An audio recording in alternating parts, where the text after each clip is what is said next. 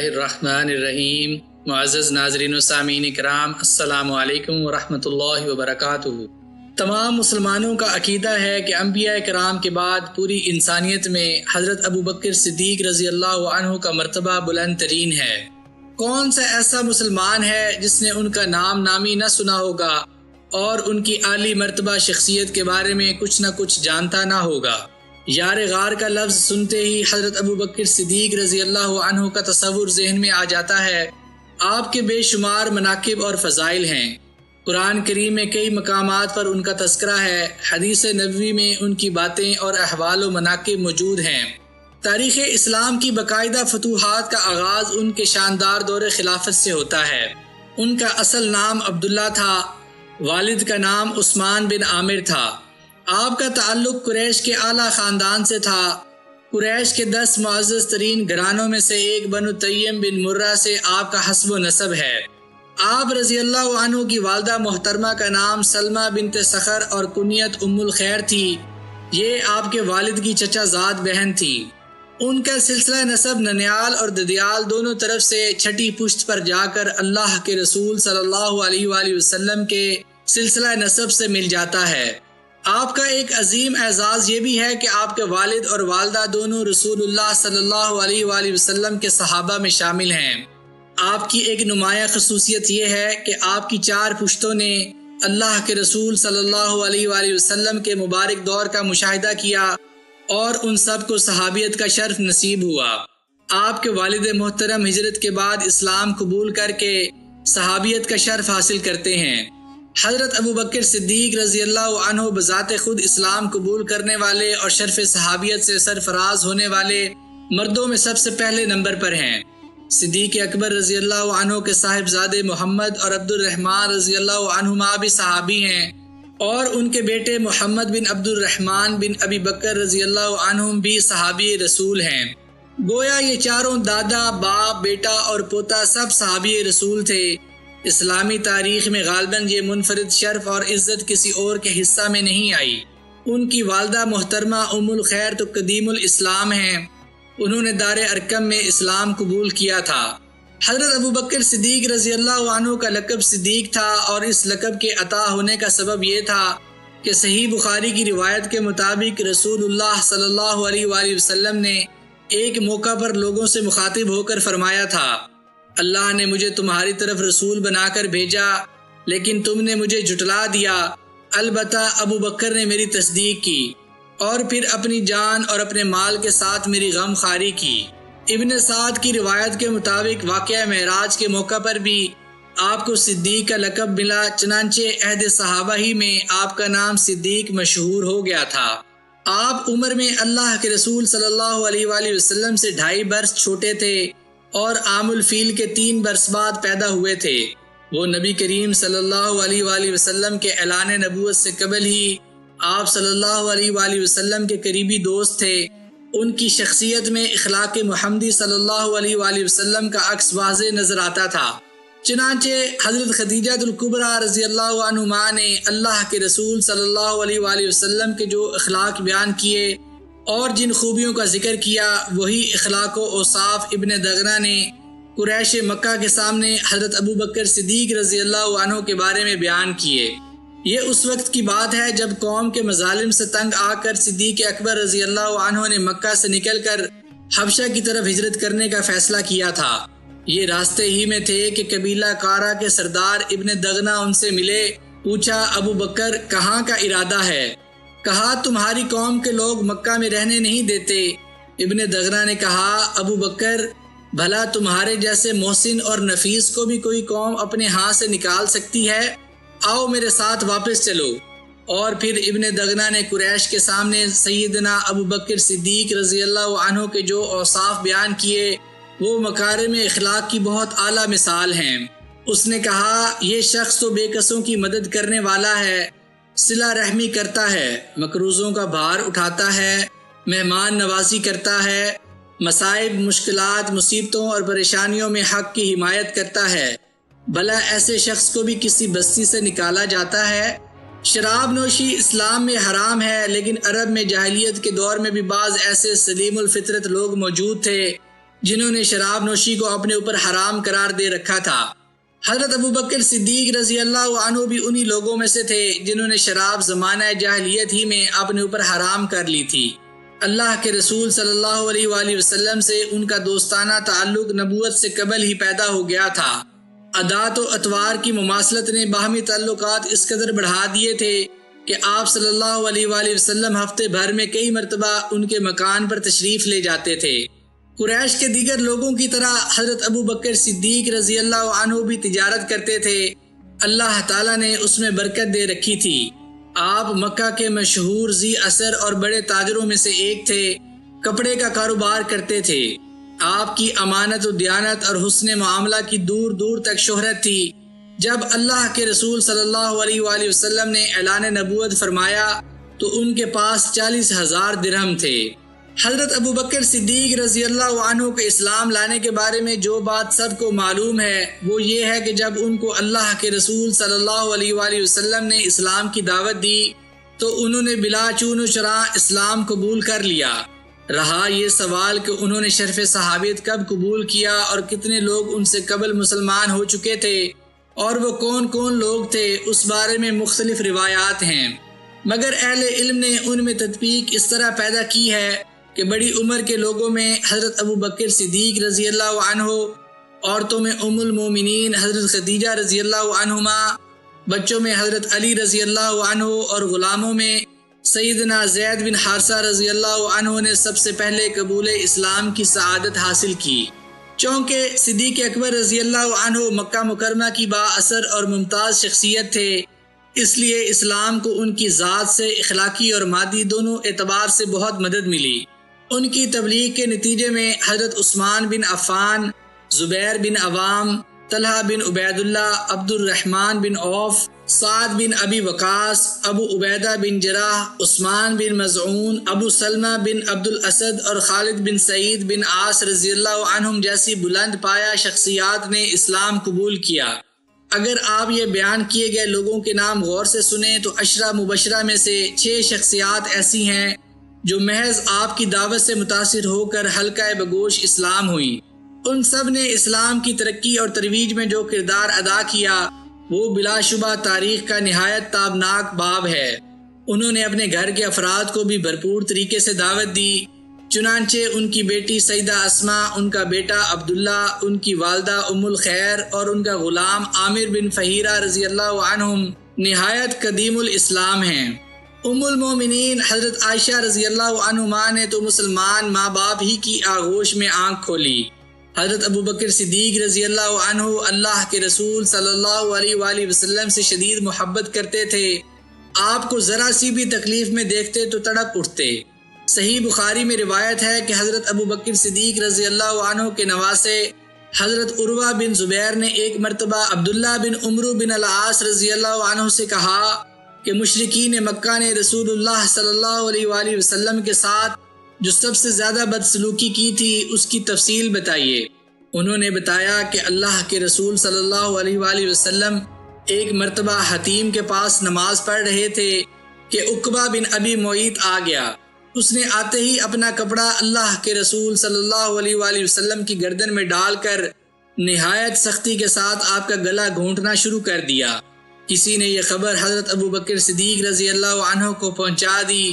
وہ دوڑتے ہوئے آئے، عقبہ کے دونوں کندھے پکڑ کر اسے دھکا دیا اور اسے اللہ کے رسول صلی اللہ علیہ وآلہ وسلم سے دور دھکیلتے ہوئے فرمایا، کیا تم لوگ ایک ایسے شخص کی جان کے اس لیے درپے ہو کہ وہ اللہ کو اپنا رب مانتا ہے؟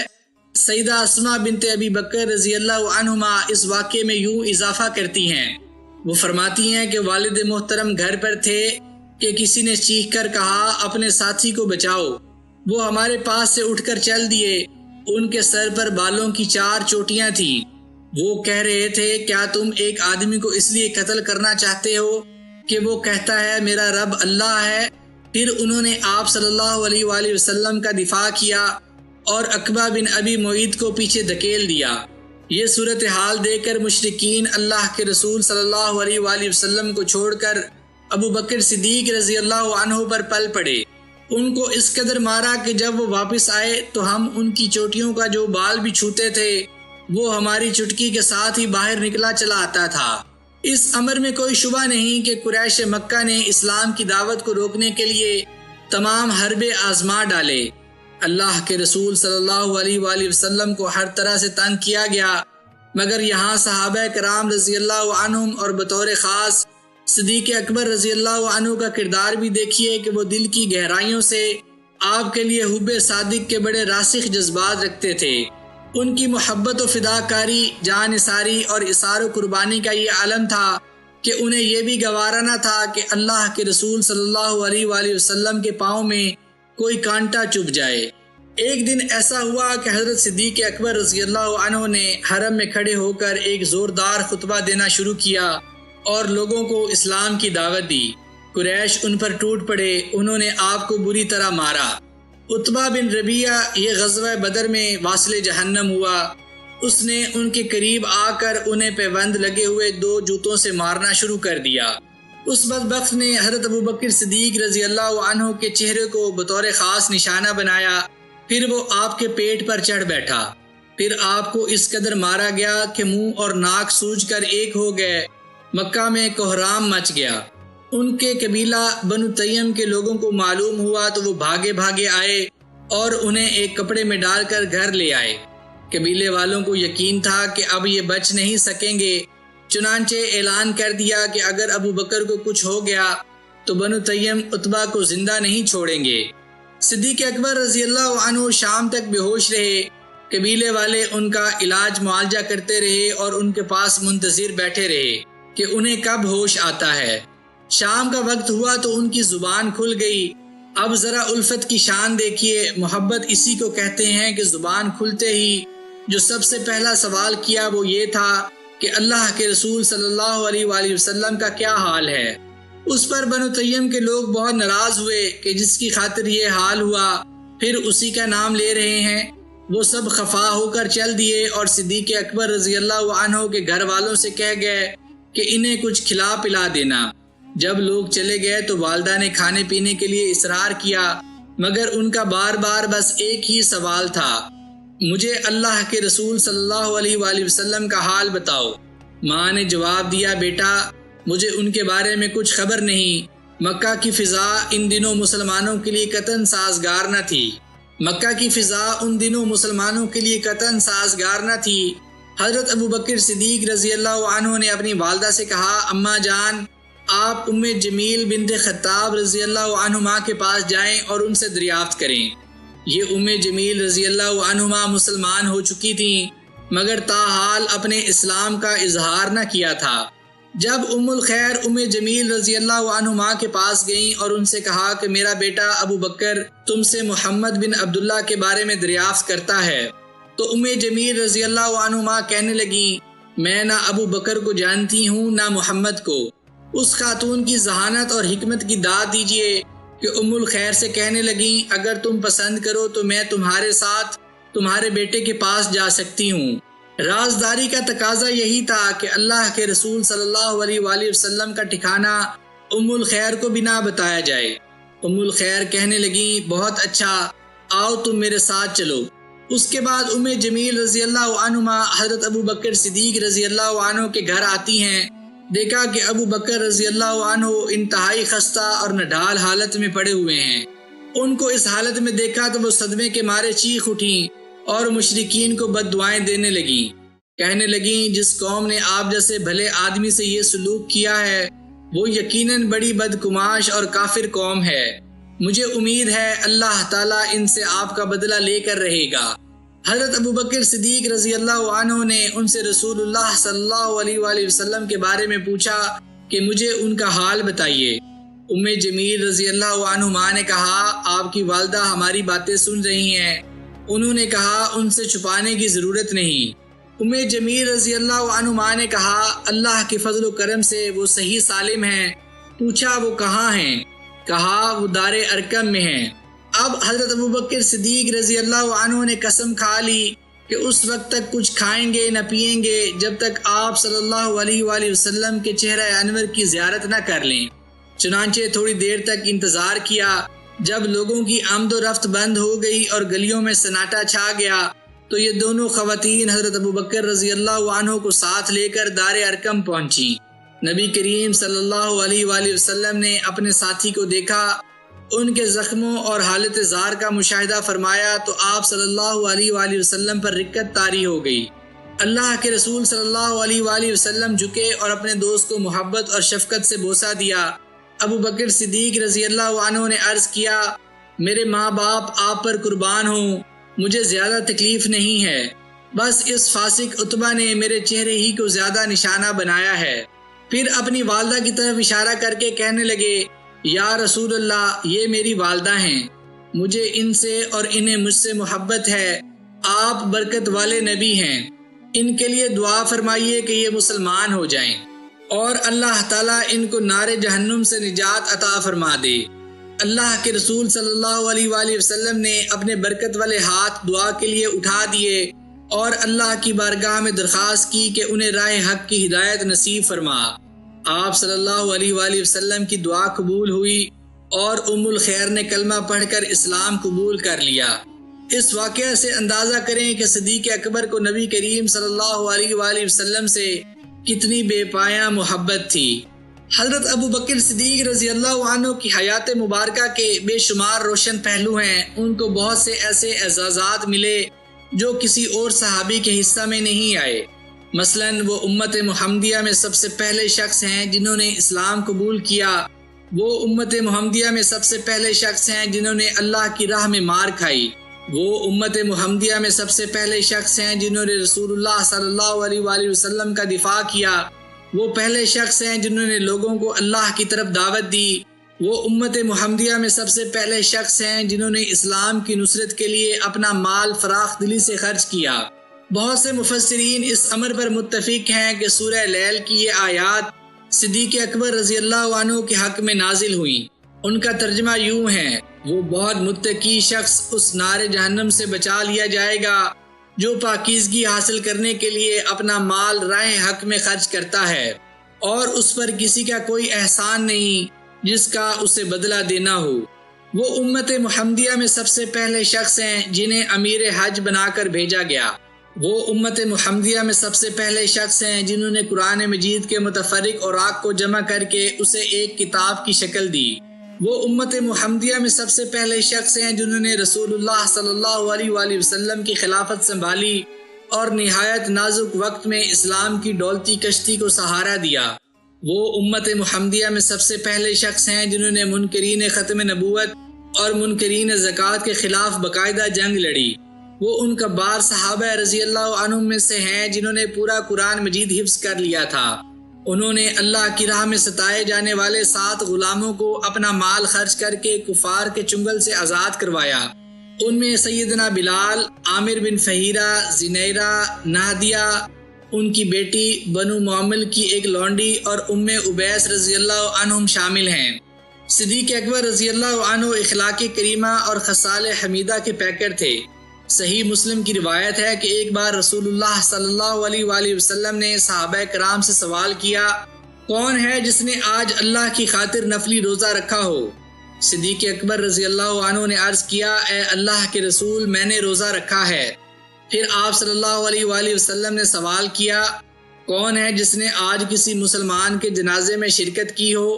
صدیق اکبر رضی اللہ عنہ نے عرض کیا، اے اللہ کے رسول، میں نے جنازے میں شرکت کی ہے۔ پھر آپ نے پوچھا، کون ہے جس نے آج کسی مسکین کو کھانا کھلایا ہو؟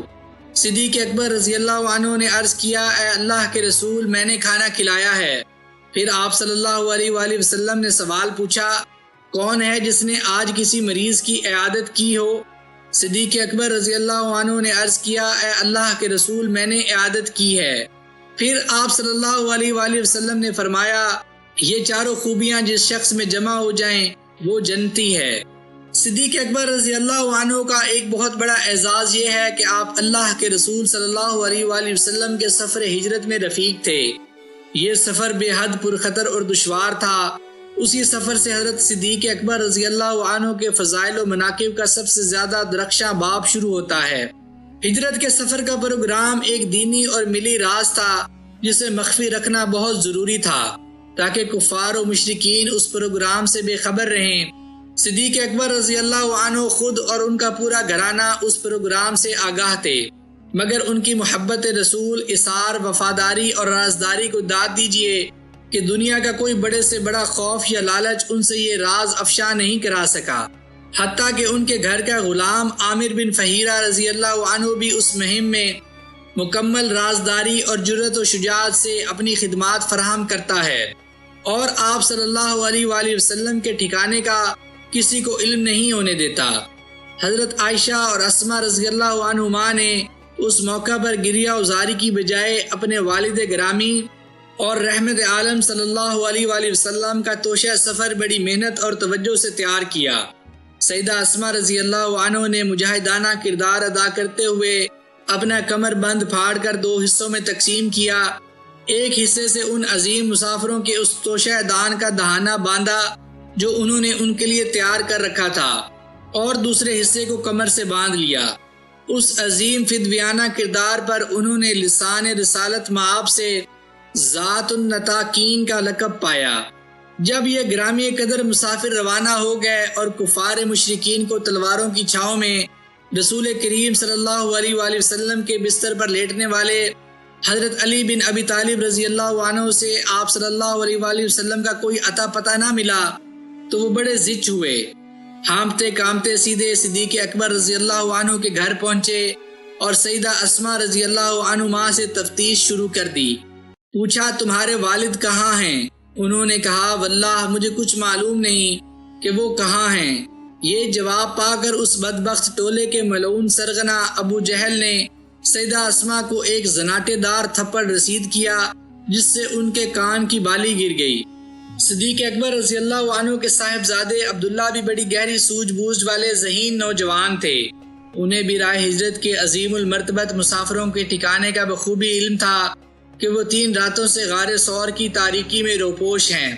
عبداللہ رضی اللہ عنہ ہر شب غار میں ان برگزیدہ ہستیوں کی معیت میں گزارتے اور سحر ہونے سے قبل ہی قریش مکہ کے ساتھ یوں صبح کرتے کہ گویا رات کو وہ مکہ ہی میں تھے۔ پھر سارا دن قریش کی باتیں سنتے اور ان کے ناپاک ارادوں کے بارے میں جو بات بھی پلے پڑتی اسے ذہن نشین کر لیتے، اور جب شام گہری ہو جاتی تو خاموشی سے جا کر غار کے پناہ گزینوں کو ساری تفاصیل سے آگاہ کر دیتے۔ جرأت و ہمت کی یہ داستان تو صدیق اکبر رضی اللہ عنہ کے افراد خانہ کی ہے۔ اب ان کی بکریاں چرانے والے غلام عامر بن فہیرہ رضی اللہ عنہ کا روشن کردار بھی ملاحظہ فرمائیں کہ یہ سارا دن بکریاں چراتے اور رات کا ایک حصہ گزر جانے کے بعد بکریاں لے کر ان بزرگوں کی خدمت میں پہنچ جاتے تاکہ یہ آسودہ ہو کر دودھ پی لیں۔ دیگر اشیاء ضرورت بھی یہ ان کو پہنچا دیا کرتے اور پھر صبح ہونے سے پہلے ہی بکریاں ہانک کر مکہ کی طرف چل دیتے۔ قیام غار کی 3 راتوں میں انہوں نے مسلسل یہی خدمت انجام دی۔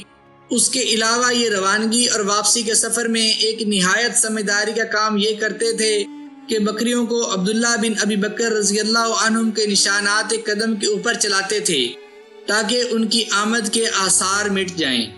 سیدہ عائشہ صدیقہ رضی اللہ عنہما نے ہجرت کے اس تاریخی سفر کی تفاصیل بیان کی ہیں جو صحیح بخاری اور تاریخ و سیرت کی کتابوں میں محفوظ ہیں۔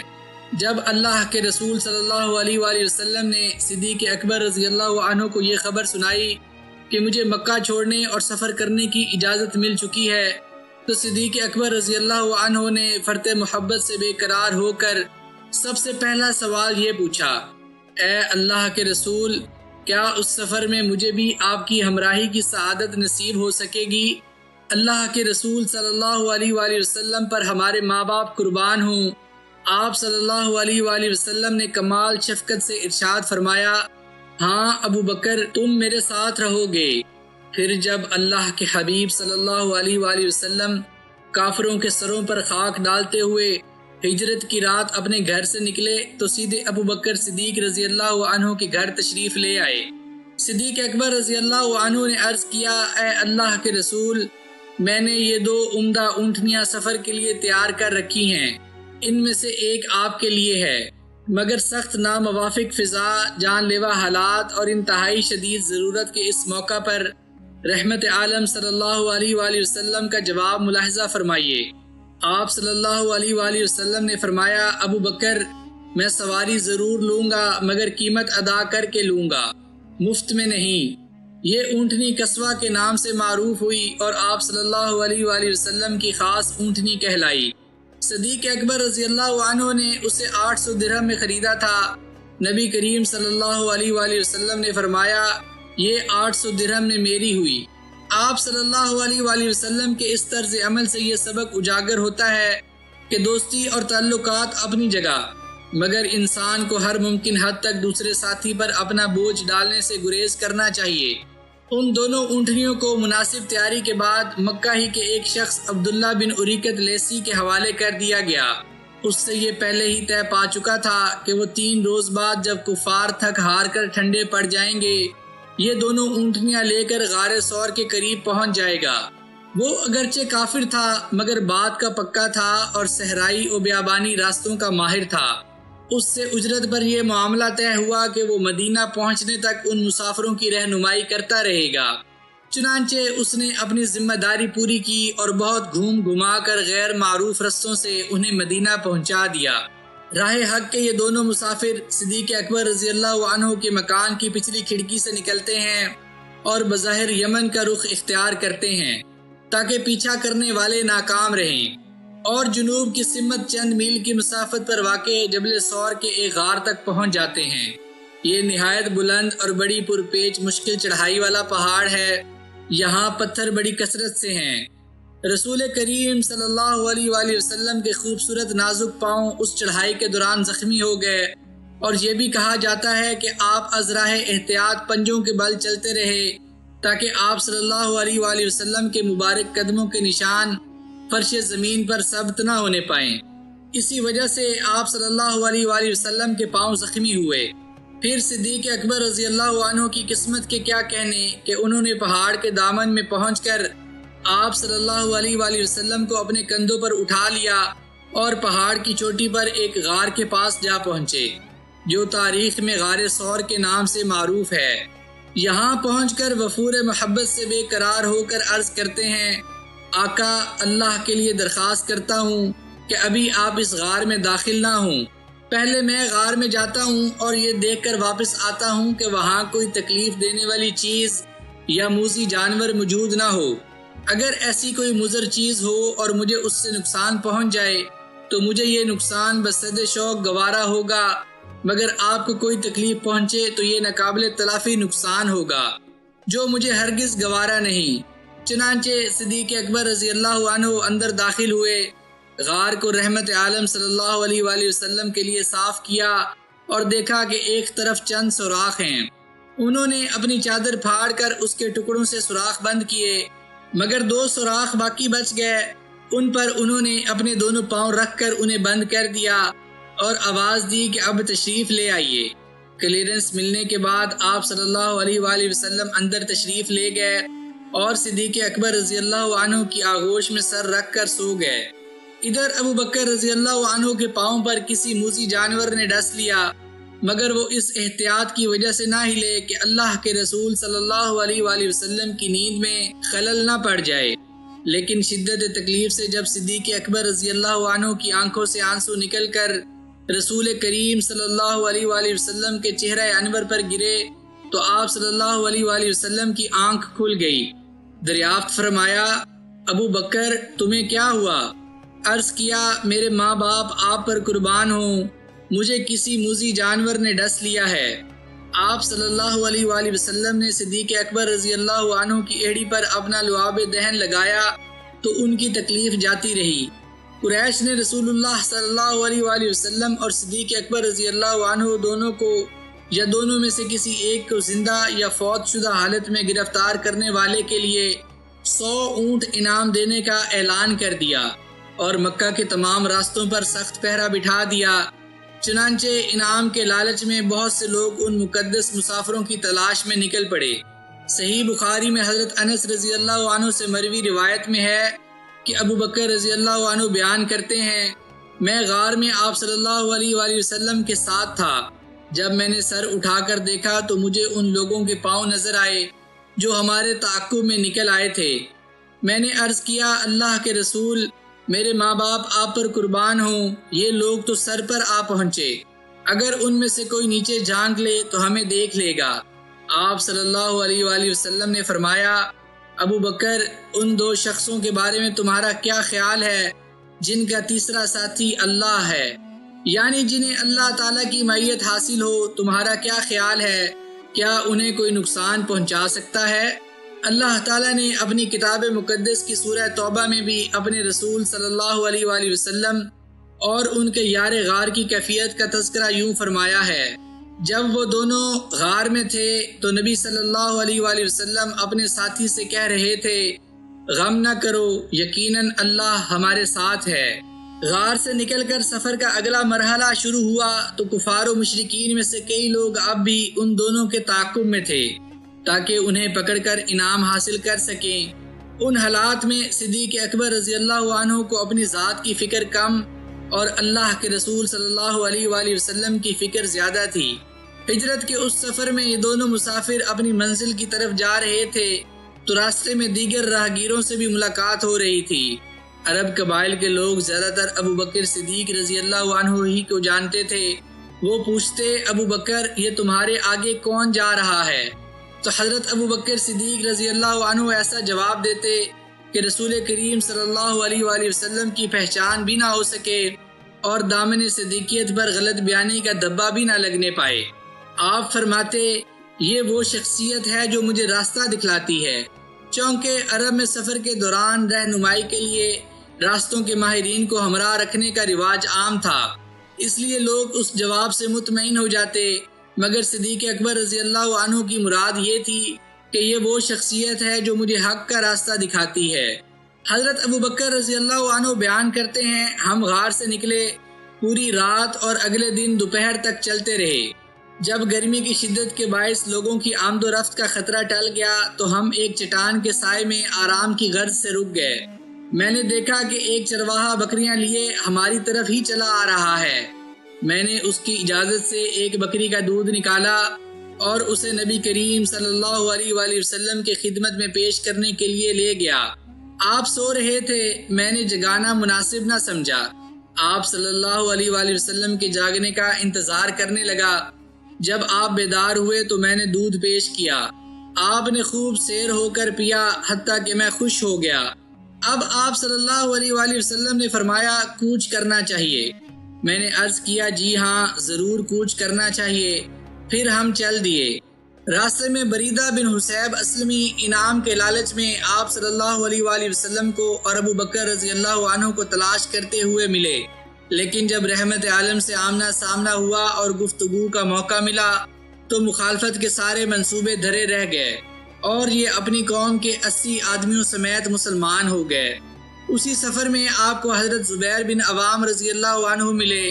انہوں نے رسول اللہ صلی اللہ علیہ وآلہ وسلم اور ابو بکر رضی اللہ عنہ کی خدمت میں سفید کپڑے بطور ہدیہ پیش کیے۔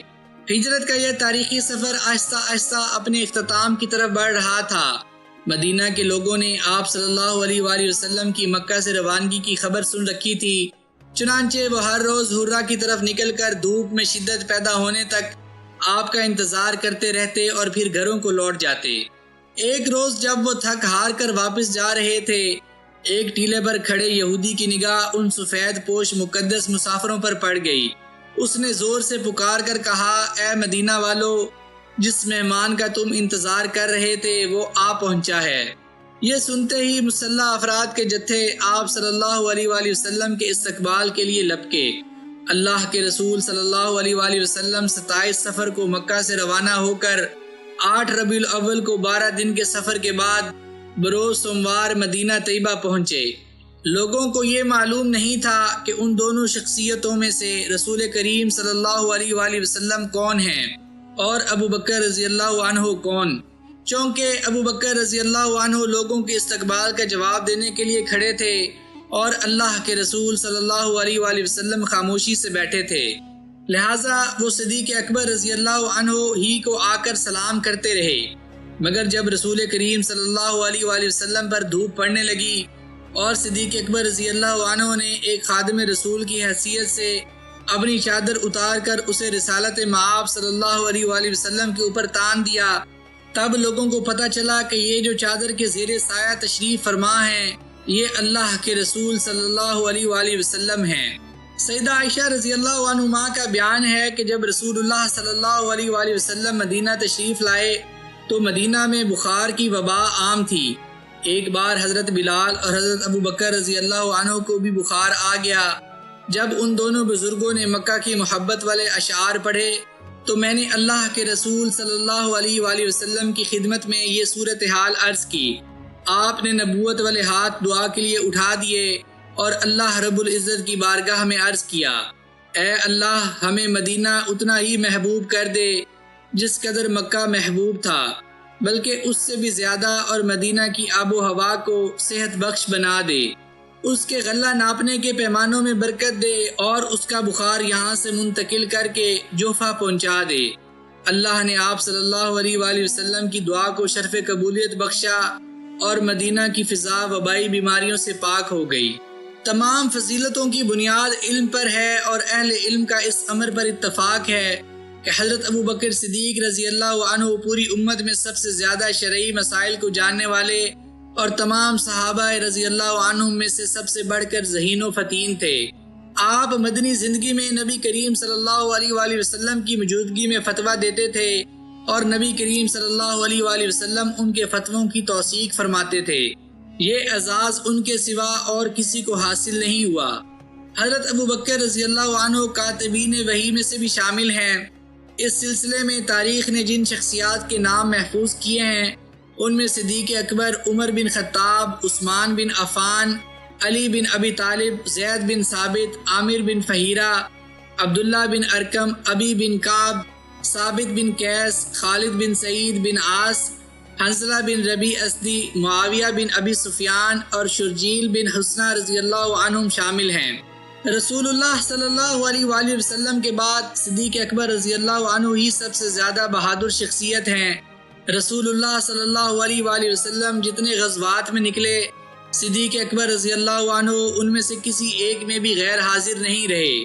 جن معاملات میں وحی نازل نہیں ہوتی تھی ان میں اللہ کے رسول صلی اللہ علیہ وآلہ وسلم حضرت ابو بکر اور حضرت عمر رضی اللہ عنہما سے مشورہ کرتے تھے۔ ان دونوں کو اللہ کے رسول صلی اللہ علیہ وآلہ وسلم نے انبیاء سابقین سے تشبیہ دی۔ جب بدر کے قیدیوں کا معاملہ پیش آیا تو حضرت ابو بکر صدیق رضی اللہ عنہ نے فدیہ لے کر چھوڑنے کا مشورہ دیا، مگر حضرت عمر رضی اللہ عنہ نے ان سب کو قتل کرنے کی بات کی۔ تو اللہ کے رسول صلی اللہ علیہ وآلہ وسلم نے فرمایا، اے ابو بکر، تم حضرت ابراہیم اور حضرت عیسیٰ کی طرح ہو، جنہوں نے کہا تھا، اے اللہ جو میری اتباع کرے وہ تو میرا ہے، اور جو میری نافرمانی کرے تو بے شک تو بہت بخشنے والا مہربان ہے۔ سورہ ابراہیم آیت نمبر 36۔ اور فرمایا تھا، اگر تو انہیں عذاب دے تو بے شک وہ تیرے بندے ہیں، اور اگر تو انہیں بخش دے تو بے شک تو ہی غالب ہے، بڑی حکمت والا۔ سورہ المائدہ آیت نمبر 118۔ پھر آپ صلی اللہ علیہ وآلہ وسلم نے حضرت عمر رضی اللہ عنہ سے فرمایا، تم حضرت نوح علیہ السلام کی طرح ہو، جنہوں نے کہا تھا، اے میرے رب، روئے زمین پر کافروں کا ایک گھرانہ بھی باقی نہ رہنے دے۔ سورہ نوح آیت نمبر 26۔ حضرت ابو بکر صدیق رضی اللہ عنہ کی شخصیت کا ایک گراں قدر پہلو یہ بھی ہے کہ آپ نہایت فصیح و بلیغ خطیب تھے۔ رسول کریم صلی اللہ علیہ وآلہ وسلم کی معیت میں وفود سے ملتے وقت انہیں اسلام کا نقطہ نظر سمجھانے کا کام حضرت ابو بکر رضی اللہ عنہ بہت خوش اسلوبی سے کیا کرتے تھے۔ جب ہجرت کا سفر کر کے یہ مقدس مہاجرین مدینہ پہنچے تو وہ حضرت ابو بکر رضی اللہ عنہ ہی تھے جنہوں نے رسول کریم صلی اللہ علیہ وآلہ وسلم کی ترجمانی کرتے ہوئے مدینہ والوں سے خطاب کیا، اور رسول کریم صلی اللہ علیہ وآلہ وسلم خاموشی سے تشریف فرما رہے۔ آپ صلی اللہ علیہ وآلہ وسلم کی وفات کے موقع پر جب حضرت عمر اور بعض دیگر صحابہ رضی اللہ عنہم کو یہ خیال ہوا کہ اللہ کے رسول صلی اللہ علیہ وآلہ وسلم فوت نہیں ہوئے تو اس موقع پر صدیق اکبر رضی اللہ عنہ نے ایک فصیح و بلیغ خطبہ ارشاد فرمایا۔ انتخاب خلیفہ کے وقت میں سقیفہ بنی سعدہ میں بھی آپ کا خطبہ بہت زوردار اور مؤثر تھا۔ اسی طرح خلافت سنبھالنے کے بعد آپ نے جو پہلا خطبہ دیا وہ بھی فصاحت و بلاغت کا شاہکار ہے۔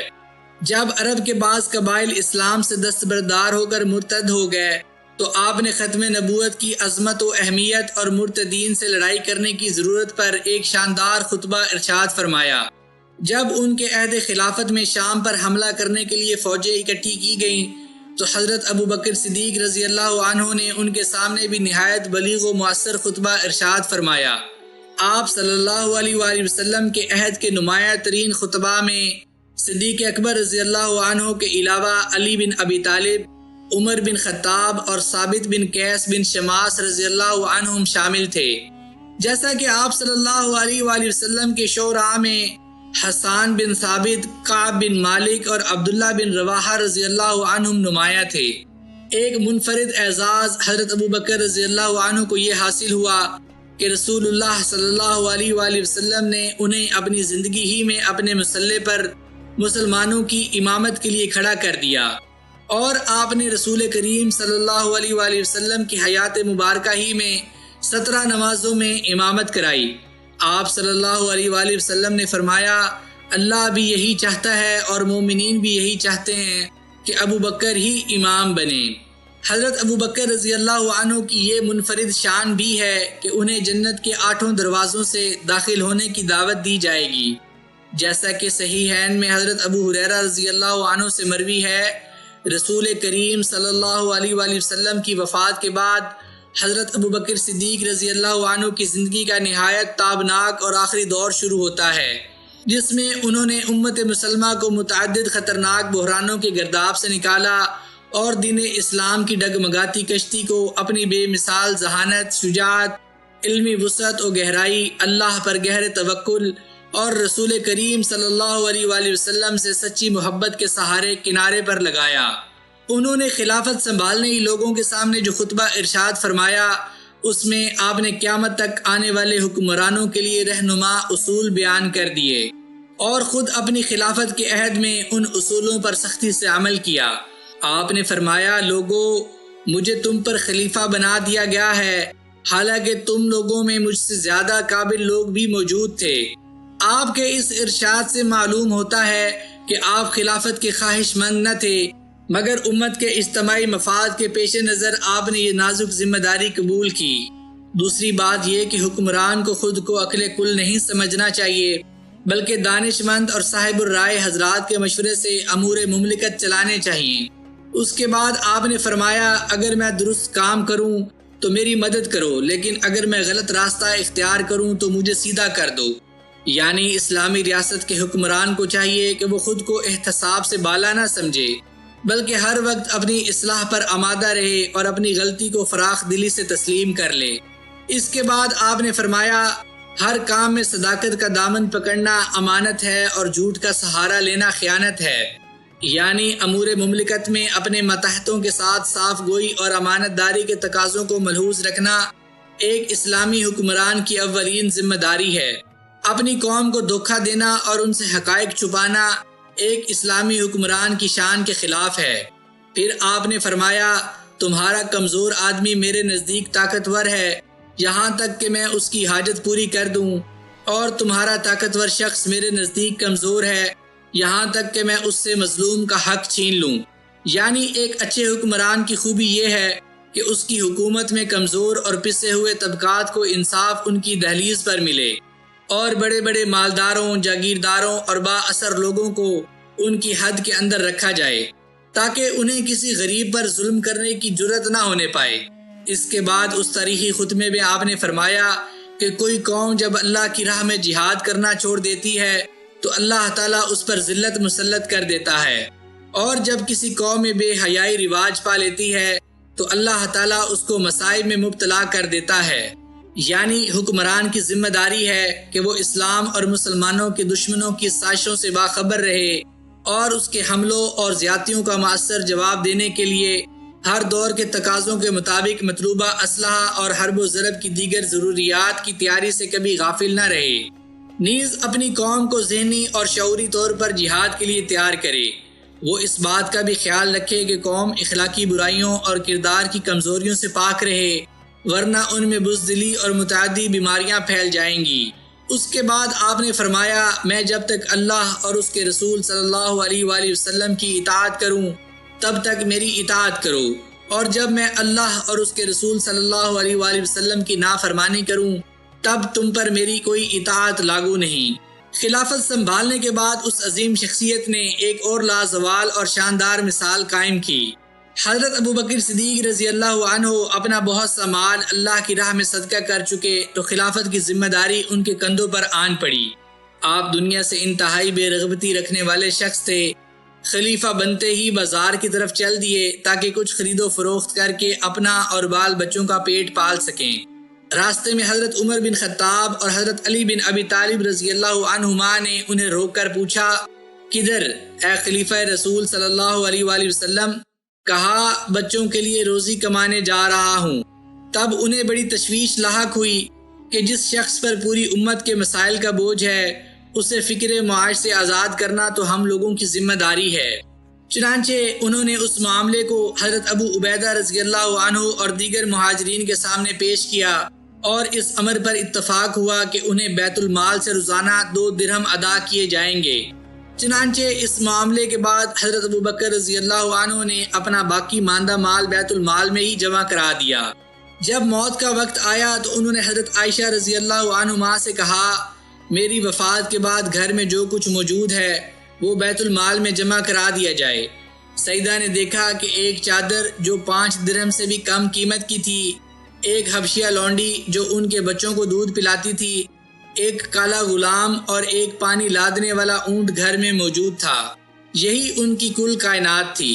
ام المومنین رضی اللہ عنہما نے یہ سارا سامان نئے خلیفہ عمر بن خطاب رضی اللہ عنہ کی خدمت میں بھجوا دیا۔ حضرت عمر رضی اللہ عنہ نے اس سامان کی قیمت بیت المال کو بذات خود ادا کر دی اور سامان اہل خانہ کو واپس بھجوا دیا، اور ساتھ ہی کہا، ابو بکر اللہ تم پر رحم کرے، تم نے اپنے بعد آنے والے حکمرانوں کو سخت امتحان میں ڈال دیا۔ خلافت سنبھالنے کے بعد آپ نے سب سے پہلا کام یہ کیا کہ لشکر اسامہ کو اس کی منزل کی طرف روانہ کر دیا۔ لوگوں نے مشورہ دیا کہ چونکہ رسول اللہ صلی اللہ علیہ وآلہ وسلم کی وفات کے بعد مدینہ کے حالات پر خطر ہیں اور فوج کی مدینہ میں سخت ضرورت ہے، اس لیے فی الحال یہ لشکر نہ ارسال کریں، مگر آپ نے یہ مشورہ مسترد کر دیا اور فرمایا، ابو قحافہ کے بیٹے کی یہ مجال کہاں کہ جس لشکر کو اللہ کے رسول صلی اللہ علیہ وآلہ وسلم نے روانگی کا حکم دیا ہو اسے وہ روک دے۔ 3000 کی تعداد میں یہ لشکر رسول اللہ صلی اللہ علیہ وآلہ وسلم نے موتا کی طرف روانہ فرمایا تھا اور اسامہ بن زید رضی اللہ عنہما کو اس کا امیر مقرر فرمایا تھا۔ آپ صلی اللہ علیہ وآلہ وسلم نے انہیں تاکید فرمائی، تم وہیں پہنچ کر حملہ کرنا جہاں تمہارے والد زید بن حارثہ اور جعفر بن ابی طالب شہید ہوئے تھے۔ حضرت اسامہ رضی اللہ عنہ نے آپ صلی اللہ علیہ وآلہ وسلم کی بیماری اور کمزور حالت کے پیش نظر آپ صلی اللہ علیہ وآلہ وسلم سے چند روز کی تاخیر کی اجازت لے لی تھی، مگر حضرت ابوبکر صدیق رضی اللہ عنہ نے اقتدار سنبھالتے ہی انہیں روانہ کر دیا اور خاصی دور تک امیر لشکر کی سواری کی مہار تھام کر ان کے ساتھ پیدل چلتے رہے۔ اس لشکر کو بہت سی کامیابیاں نصیب ہوئیں۔ حضرت زید رضی اللہ عنہ کا قاتل اس مہم میں قتل ہوا اور مسلمان فوج بہت سا مال غنیمت لے کر مدینہ لوٹی۔ ارد گرد کے لوگوں پر اس کا نہایت عمدہ اثر ہوا کہ مسلمان اپنے نبی کی وفات کے بعد بھی حسب سابق پرعزم ہیں۔ خلیفہ رسول صلی اللہ علیہ وآلہ وسلم نے غم سے نڈھال صحابہ کو ایک نیا حوصلہ عطا کیا۔ حضرت انس رضی اللہ عنہ کہتے ہیں، ہم وصال رسول صلی اللہ علیہ وآلہ وسلم کے زبردست صدمے سے نیم جہاں پڑے ہوئے تھے کہ حضرت ابوبکر رضی اللہ عنہ کے خطبے نے ہم میں نئی روح پھونک دی اور ہم شیر بن کر اٹھ کھڑے ہوئے۔ یہ ان کی کامیاب قیادت کا ثمرہ تھا کہ اہل مدینہ میں سے کوئی ایک شخص بھی مرتد نہیں ہوا۔ اس کے بعد خلیفہ رسول صلی اللہ علیہ وآلہ وسلم نے مرتدین اور جھوٹے مدعیان نبوت کے خلاف بڑے زوردار مارکے برپا کیے۔ مسلمہ کذاب لعنتی واصل جہنم ہوا اور اس کے قبیلہ بنو حنیفہ کو زبردست ہزیمت اٹھانی پڑی، حالانکہ ان کی تعداد 1 لاکھ سے زیادہ تھی۔ اسی طرح آپ نے طلیہ اسدی سے جنگ کی اور اس کے متبعین بنو اسد اور غطفان کو شکست فاش دی۔ اسی طرح ایک عورت سجا بھی نبوت کی دعوے دار بن کر کھڑی ہو گئی۔ اس نے مسلمہ کذاب سے شادی بھی کر لی تھی، اس کو بھی خلافت صدیق ہی میں شکست دی گئی۔ اگلا مرحلہ منکرین زکوٰۃ کے خلاف جہاد کا تھا۔ ان کے خلاف لڑنے میں بعض مسلمان متردد تھے، مگر حضرت ابوبکر رضی اللہ عنہ نے فتویٰ دیا کہ جو اونٹ کی ایک رسی بھی دینے سے انکار کرے گا اس سے بھی لڑائی کی جائے گی۔ چنانچہ اس مشن میں بھی اللہ نے انہیں کامیابی نصیب فرمائی۔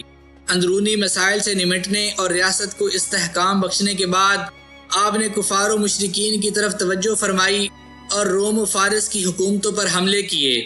آپ کے عہد مبارک میں شام، عراق، مغرب اور خراسان اور بہت سے دیگر علاقے فتح ہوئے۔ بالآخر یہ عظیم شخصیت 2 سال 4 ماہ حکومت کے بعد 63 برس کی عمر پا کر سن 13 ہجری کے جمادی الاخر میں اس دار فانی سے رخصت ہو گئی۔ اللہ تعالیٰ نے وفات کے بعد بھی انہیں یہ اعزاز بخشا کہ وہ جس طرح زندگی میں رسول کریم صلی اللہ علیہ وآلہ وسلم کے ساتھ تھے، وفات کے بعد بھی روضہ رسول میں انہی کے ساتھ ہیں۔ اللہ ان پر بے شمار رحمتیں برسائے اور ہمارا حشر بھی ان کے ساتھ کرے، آمین۔ معزز ناظرین و سامعین کرام، میں امید کرتا ہوں کہ آپ کو حضرت ابوبکر صدیق رضی اللہ عنہ کی یہ سیریز بہت پسند آئی ہوگی۔ اگر آپ کو یہ ویڈیوز پسند آ رہی ہوں تو انہیں لائک، شیئر اور سبسکرائب ضرور کر دیجیے گا۔ مجھے اپنی دعاؤں میں یاد رکھیے گا۔ جزاک اللہ۔